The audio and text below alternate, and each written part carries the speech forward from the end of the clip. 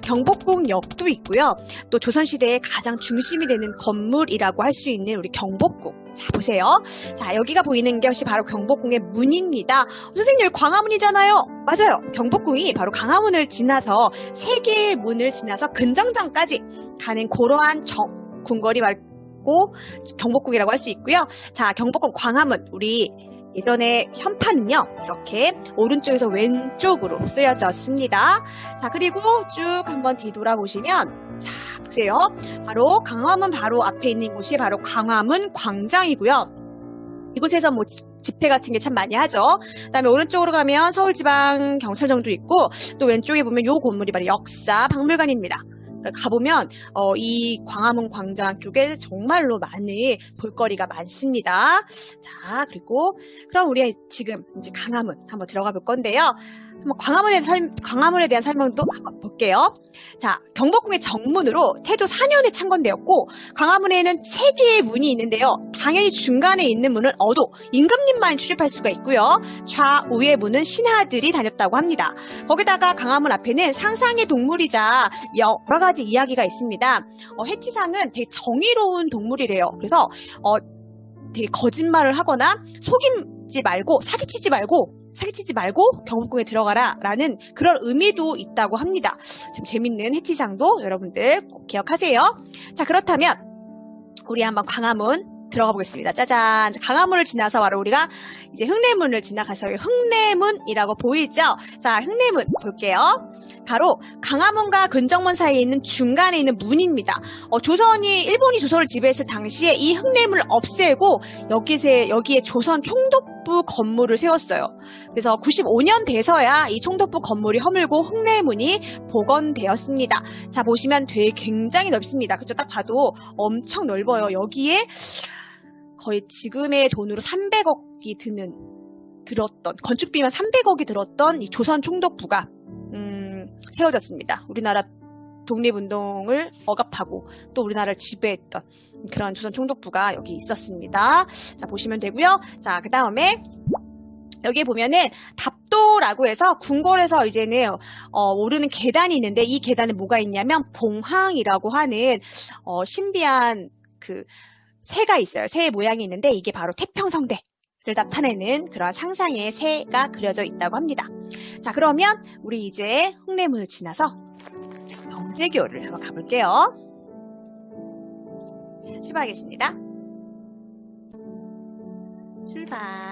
자, 여기가 바로 보이는 게 영재교이고요. 우리가 아까 이렇게 흥내문을 지나서 왔습니다. 굉장히 광활한 걸 볼 수가 있어요. 그 다음이 바로 이제 요 문은 근정문이고요. 근정문을 지나면 바로 근정전이라고 하는 왕이 직접 모든 국가의 모든 행사를 이제 치렀던, 그리고 왕이 이제는 정치를 했던 그 근정전이 있습니다. 자, 여기가 바로 세 개의 문이라고 해서 세 갈래의 길인 3도가 있다. 아까 얘기했죠. 중간의 문은 임금, 오른쪽의 문은요 바로 문신 있죠. 문신. 그 서쪽의 길은 무신이 사용을 했다고 합니다. 그럼 아이들아 봐봐. 선생님, 저는요 약간 군인이 되고 싶어요. 그런 친구들은 왼쪽 문으로 가시면 되고요. 선생님, 저는 변호사나 법관, 검사나 그다음에 역사 선생님, 국어 선생님이 되고 싶어요 라면 오른쪽 문신으로 가시면 되고요. 저는 예체능이에요, 피아노예요 라고 하면 또 왼쪽으로 가시면 되는 거죠. 선생님, 저 중간으로 갈래요 하면 응, 안 돼. 왕만 다닐 수 있어요. 아시겠죠? 자, 그래서 기억하시고요. 자, 여기가 바로 영재교입니다. 흥내문과 근정문 사이에 있는 다리고요. 다리 아래로 이렇게 명천이라고 하는 이런 물이 흘렀다고 해요. 신하들의 마음을 씻고 나쁜 기운을 물리치는 역할을 했다고 하고요. 또 상상의 동물인 석수라는 게 조각되어 있어서 이제는 복을 빌었다, 뭐 이렇게 생각을 하시면 됩니다. 여기 보면 이렇게 이렇게 석수들이 있었습니다. 자, 그리고 근정문입니다. 근정문은 천하일은 부지런하면서 잘 다스려진다라고 하는 문이 근정문인데요. 자, 왕이 돌아가시면, 승하하시면 왕세자가 이 근정문에서 즉위식을 했을 만큼 굉장히 중요한 문이고요. 단종, 성종, 선조가 이 근정문 앞에서 즉위를 했다고 합니다. 그래서 여러분들 보시면 우리가 근정전이라고 하는 가장 중요한 이 진부실을 가기 위해서 궁궐을 가기 위해서 우리가 문을 3개를 지났습니다. 어떤 문인지 기억하세요? 첫 번째가 광화문, 두 번째가 흑내문, 세 번째가 바로 근정문을 지난 겁니다. 아시겠죠? 그럼 우리 근정문을 지나서 우리 근정전을 한번 가볼게요. 짜잔, 바로 이곳이 근정전입니다. 와, 우리나라에서 가장 큰 건물이라고 합니다. 가장 큰 건물이고요. 그 다음에 목조 건축에 아주 아름다움이 다 보여지고 있는 곳이고, 여기 보시면 이게 칸이 하나, 둘, 셋, 넷, 5칸에서 칸들이 있습니다. 그리고 이제 자세히 보시면요, 여기에 보면 이렇게 잡상들이라고 해서 궁궐 위쪽에 이렇게 잡상들이 있는데요. 몇 개가 있냐면 7개가 있습니다. 원래 홀수가 이제는 행운을 가져오기 때문에 홀수로 이렇게 잡상을 이렇게 설치를 했고요. 중국은 황제국이었고 우리나라는 국왕의 나라잖아요. 그래서 중국은 황제국이라서 11개가 있었다고 해요. 그리고 이제 우리나라는 7개가 있었다고 하고요. 그 다음에 여기가 근정전입니다. 자, 보시면 경복궁의 중심이 되는 정전이다. 궁궐 내에서 규모가 가장 크고요. 왕의 즉위식, 대례, 결혼식, 국가 행사 같은 게 열렸고 또 과거 시험도 치렀다고 합니다. 그러니까 지금으로 말하면 공무원 시험을 이곳에서 본 거라고 할 수 있습니다. 자, 그러면 우리 한번 역사 속으로 한번 들어가 볼까요?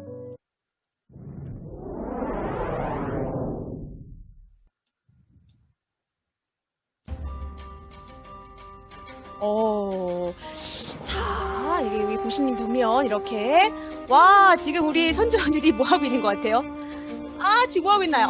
과거 보고 있습니다. 네, 이렇게 과거를 보고 있고요. 자, 열심히 지금 하고 있는데, 자, 우리 뒤에서 이제 감시도 해야죠. 여전히 물론 감독관이 있어야겠죠. 지금 시제가 나왔어요. 뭐냐면 시험 문제예요. 자, 시험 문제 뭔가 볼까요? 자, 시험 문제. 인재를 알아보지 못하는 임금과 뜻이 통하지 않는 인재가 서로 만나는 것은 마치 맹인 두 사람이 만나는 것과 같다. 어떻게 하면 인재를 등용하고 인재를 양상하며 인재를 분별할 수 있겠는가? 저마다 마음을 다해 대답하도록 하라. 세종 29년 별시 문과 문제라고 합니다. 와, 세종대왕 시대 때 이제는 인재를 뽑기 위해서 냈던 문제입니다. 와, 서로 인재를 알아보는 눈에 대한, 그렇죠. 어떻게 인재를 분별할 수 있느냐, 어떻게 하면 정말 이렇게 되게 중요한 유능한 인재를 찾을 수 있느냐, 그러한 답변이었습니다. 여러분들 어떻게 생각하세요? 어떻게 하면 인재를 잘 양성시키며 어떻게 하면 저 사람이 정말 일을 잘하겠구나, 혹은 저 사람이 좋은 사람이구나 알 수 있을까요? 여러분들 한번 생각해 보세요. 이러한 시제가 나왔습니다. 자, 지금 이 사람 아니, 이 양반 봤어요, 여러분? 이 사람 그렇게 안 봤는데 이 양반 그러면 안 됩니다, 선조님. 아하, 예, 잡혀갔어. 아하, 네.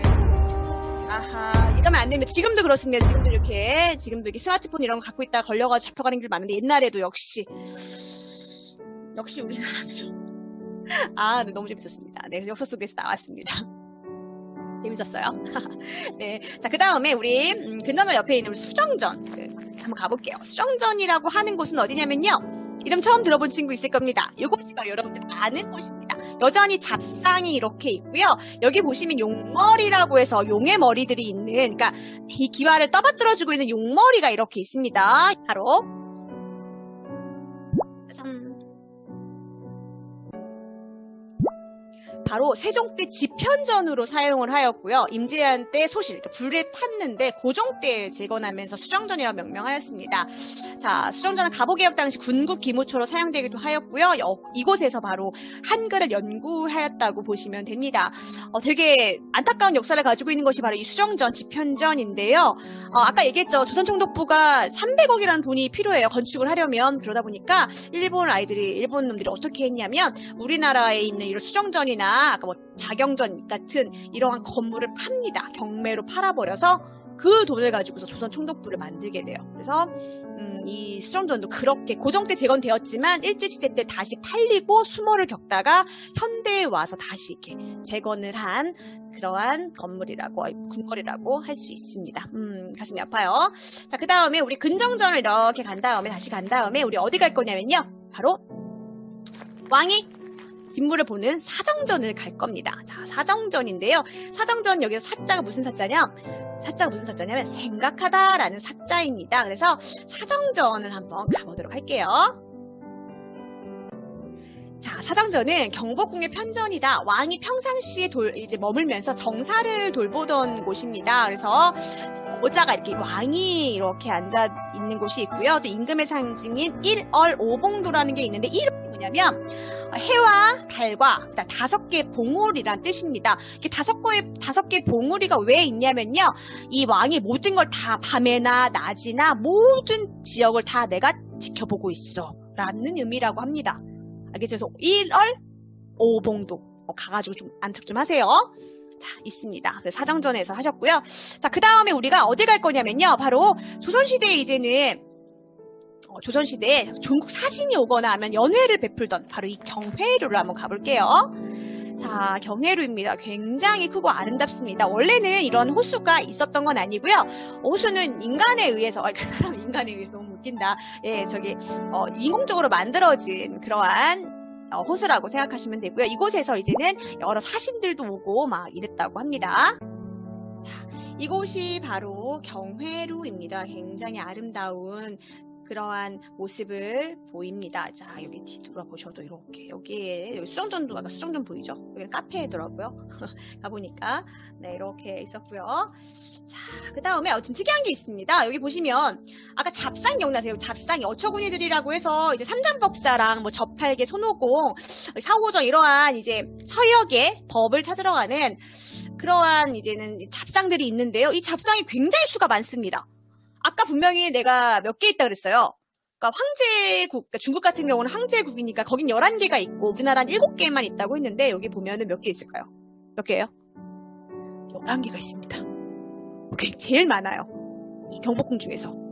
그래서 왜 이렇게 많을까라고 하는데 흔히 이제는 사람들이 생각하기에는 중국의 사신들이 오잖아요. 근데 중국의 사신들이 곧 황제를 대신해서 오는 거니까 그래서 황제의 의미를 가지게 잡상을 11개를 둔 게 아닌가라고 이렇게 하시는 사람들도 있긴 하더라고요. 웃긴다. 그쵸? 여기 배 타고 다니고 막 이랬다고 하네요. 타고 싶습니다.